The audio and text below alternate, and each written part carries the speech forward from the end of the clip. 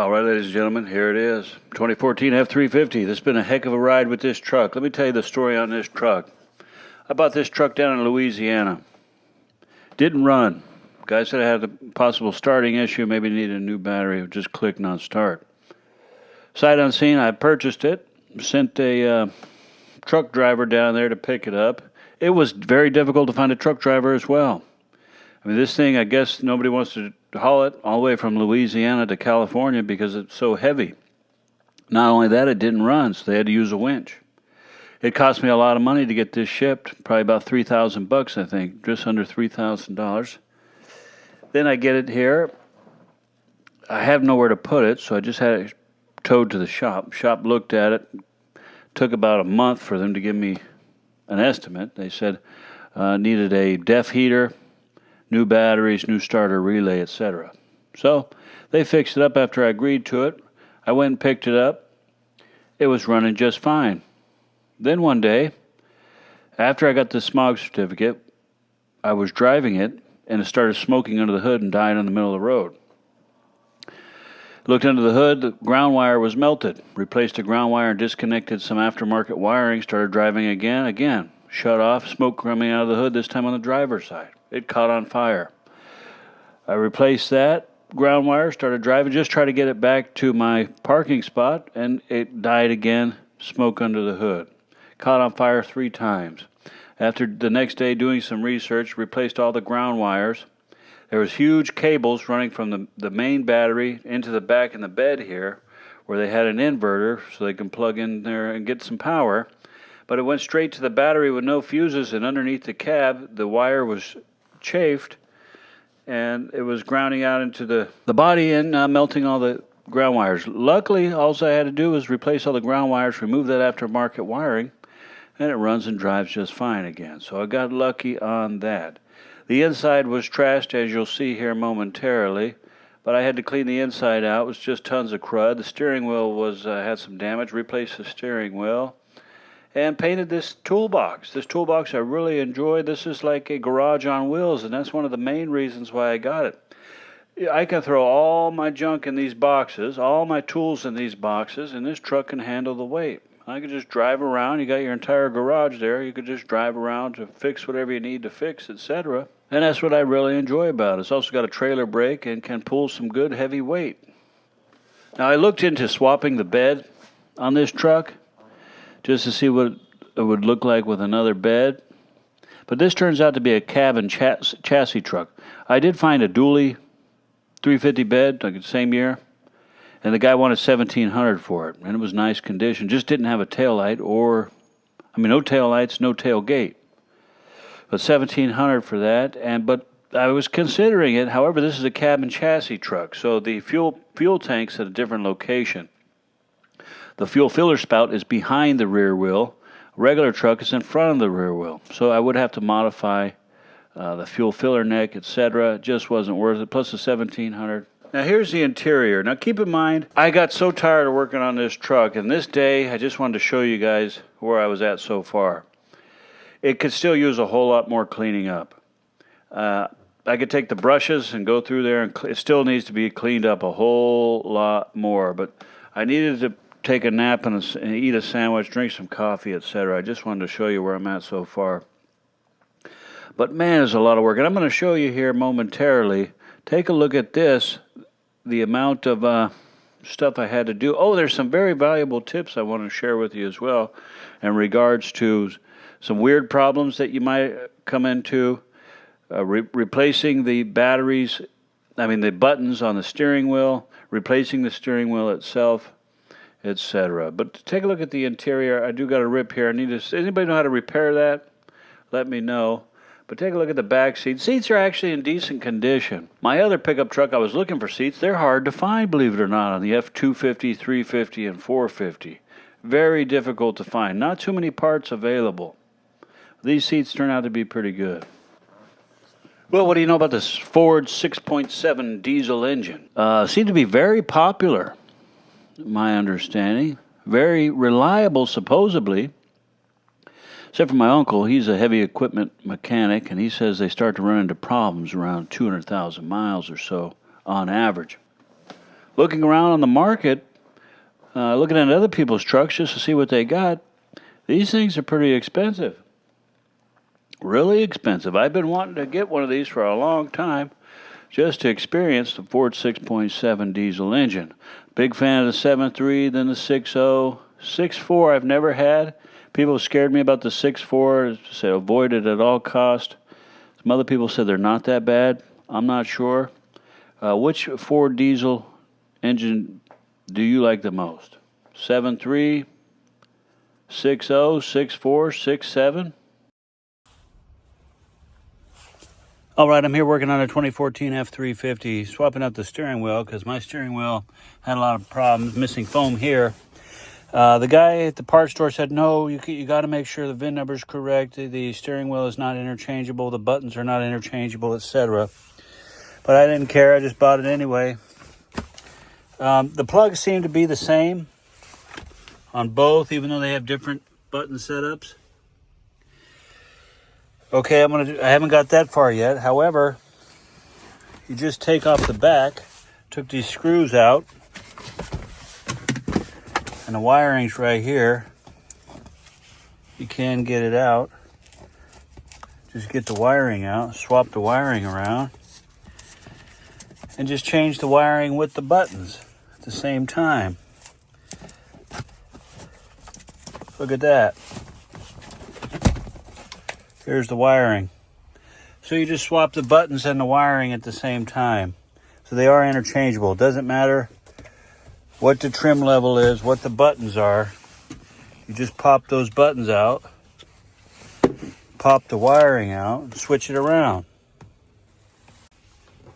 Here's something else I noticed. If your button is broken, like this one, if you look, it's not popping in there. This one pops up and down. This one's just flat. You just take this apart, pushing these tabs, pop it out, and these are universal, these little rubber things. So it doesn't matter what your button configuration is. See, these are different. Doesn't matter if it's different because this little rubber thing is universal. These are the buttons that matter. So you just take this out, put it in here, and now it'll work again.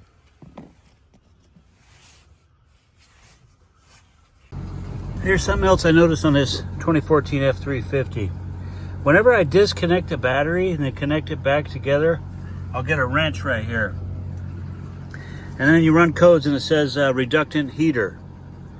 And what I need to do is go under the dash and the fuse box and replace and swap the relays for the reductant heater, urea heaters. Just swap them around and then start it back up and it works fine. Every time I disconnect the battery, I have to do that. Just swap relays around. Relays are fine, they still work. But once I do that, then to start it back up, I get no more wrench here. So I don't know if it has to do with a relay getting stuck when you disconnect the battery on the heater or what the case may be. All right, took the back seats out. Gonna have to clean this up real quick. Gonna take the front seats out as well. The interior really is trashed. All of it's really dirty if you look close. But I'm gonna remove all this and get it cleaned up. All right, got the seats out. I want to show you how dirty underneath the trim.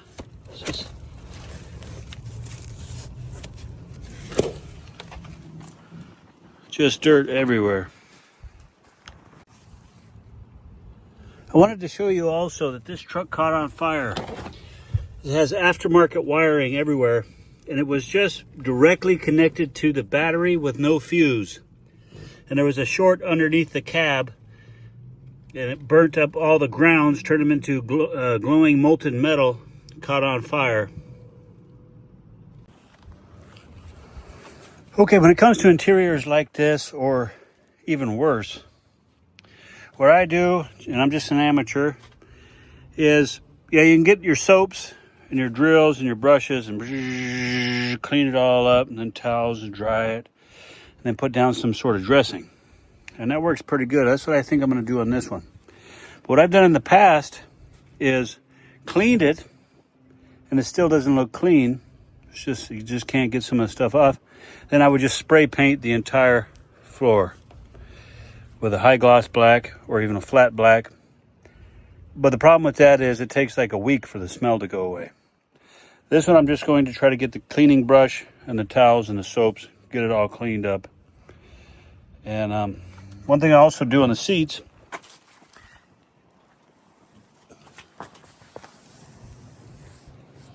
a lot of that hardware you got to spray paint. This here is the kind of soap I've been using lately. Works really good. Either this or a commercial degreaser. Oh, even this Fast Orange works pretty good as well. Pretty much anything will work.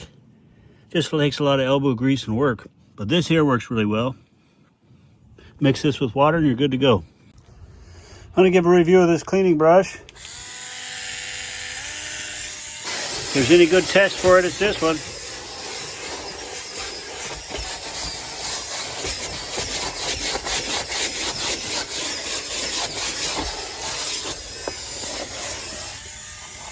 Was before like that. I'll show you what it looks like after. All right, it's going to be a review for that 3M interior cleaner, leather and vinyl cleaner, plus this scrub brush. This truck was, it's not just a little bit of dust. This was a plumber's truck. For nearly 10 years, a crew of plumbers worked in here, and it is just cruddy. So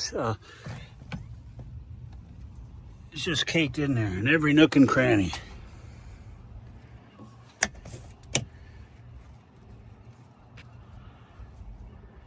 If you have one of these cup holders that won't close, it'll just close like that much.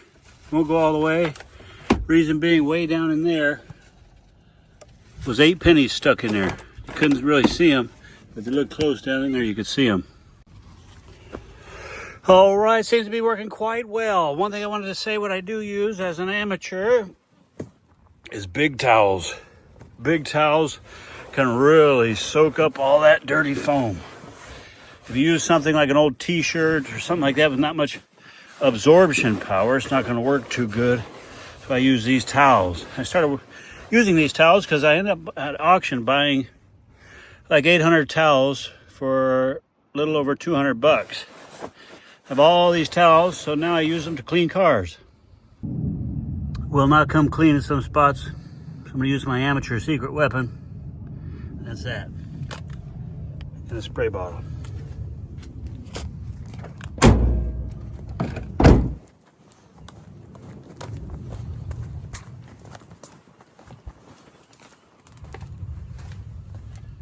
Yeah, I can go over it again. It's been hours and hours and hours trying to get this clean, but when it dries, it looks like this.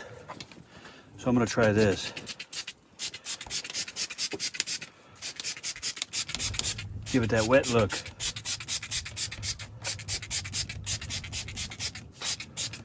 Then I'm going to go over the whole floor, and hopefully it'll just look like that. All right, I'm not sure how good you can see in this lighting. Well, this is the floor done, cleaned, and dressed with a wet look. It came out pretty good.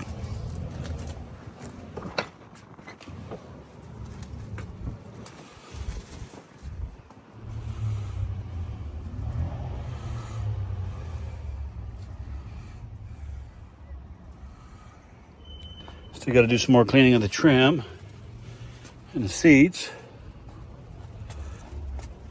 That little drill, the cleaning solution, and the wet look works wonders. And that little drill saves you a lot of work. Sometimes nothing gets it out but scrubbing, and that drill just saves you a lot of work.